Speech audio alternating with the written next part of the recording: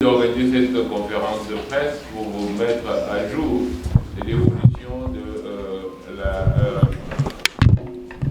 le programme et la campagne de lutte contre cette épidémie de Mpox qui malheureusement sévit dans notre pays et pour laquelle une riposte est organisée à tous les niveaux. La première des choses que je pourrais vous dire, c'est que nous suivons et nous recevons les éléments tous les jours et nous avons donc les informations quotidiennes par rapport au nombre de cas, par rapport au nombre de décès, par rapport au nombre de zones touchées et par rapport à l'évolution de la maladie. Alors, donc je vais rapidement dire qu'on est à entre 30 et 31 000 cas aujourd'hui, avec à peu près 988 décès.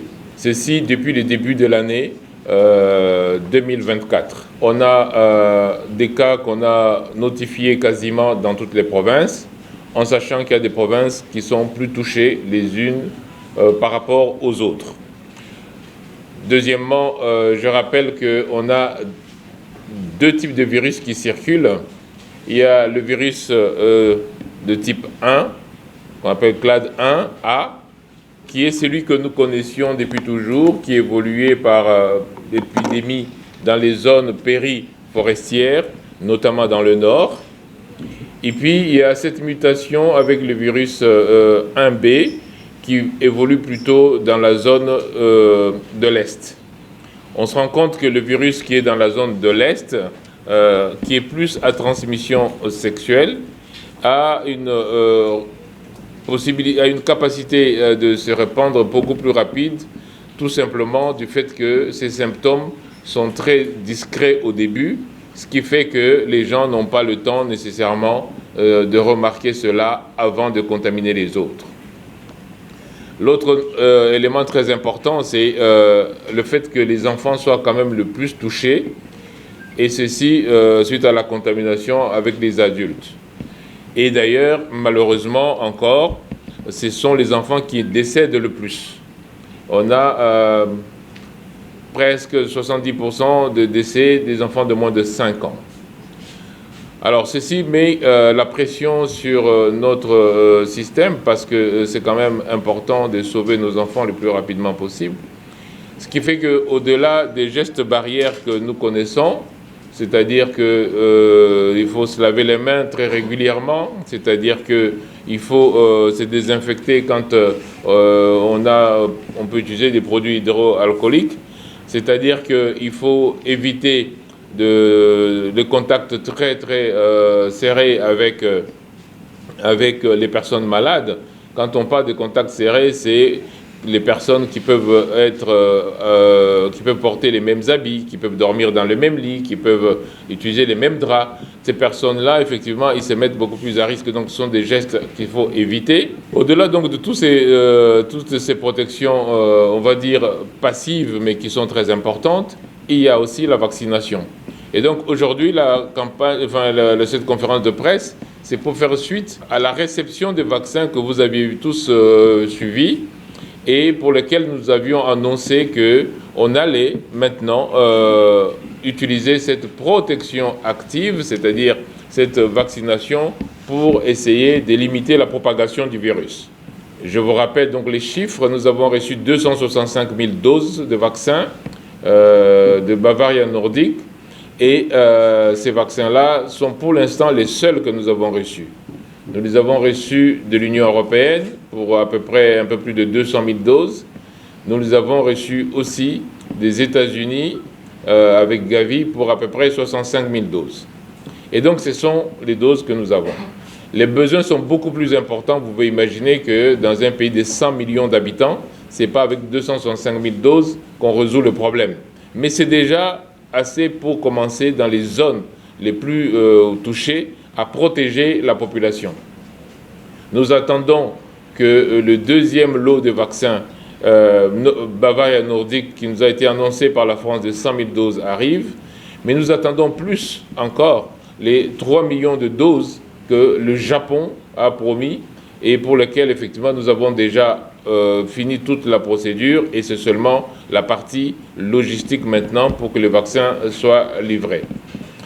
Alors, quand nous avons reçu les vaccins, immédiatement nous avons mis en place la préparation au plus près de l'exécution, ce qu'on appelle donc la micro-planification, jusqu'à ce que la personne soit vaccinée.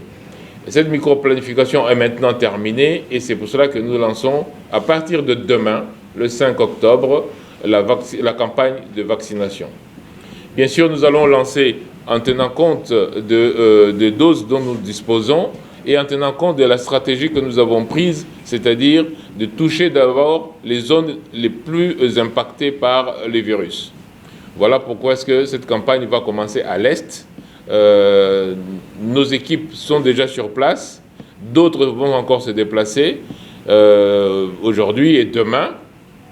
Et donc c'est demain que la campagne de vaccination commence. Elle va être lancée à partir de Goma parce que les vaccins sont gardés, comme vous le savez, dans des frigos à moins 20 degrés.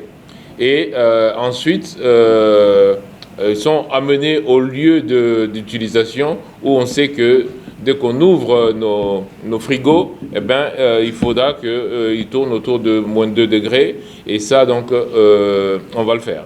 Ce qui fait que de Goma, demain, quand on lance, on amène immédiatement les doses dans le Sud Kivu parce que le Sud Kivu est la province la plus touchée. Et donc, on va essayer de vacciner d'abord, effectivement, les adultes parce que le vaccin que nous avons reçu est déjà homologué pour les adultes. Et bien sûr, il y a des recherches qui nous font penser qu'on peut l'utiliser aussi chez les enfants de moins de 17 ans. Mais pour l'instant, étant donné le nombre de doses que nous avons, nous allons commencer par les adultes. Alors, ce ne sera pas une vaccination de masse, parce que justement, on n'a que 265 000 doses. Quand bien même on aurait les 3 millions de doses des Japonais, ça ne sera toujours pas une vaccination de masse.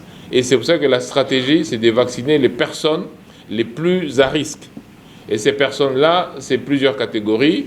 La première catégorie, ce sont les contacts directs, comme j'ai dit, les gens qui vivent vraiment avec les malades. Ces personnes-là, il faut les protéger.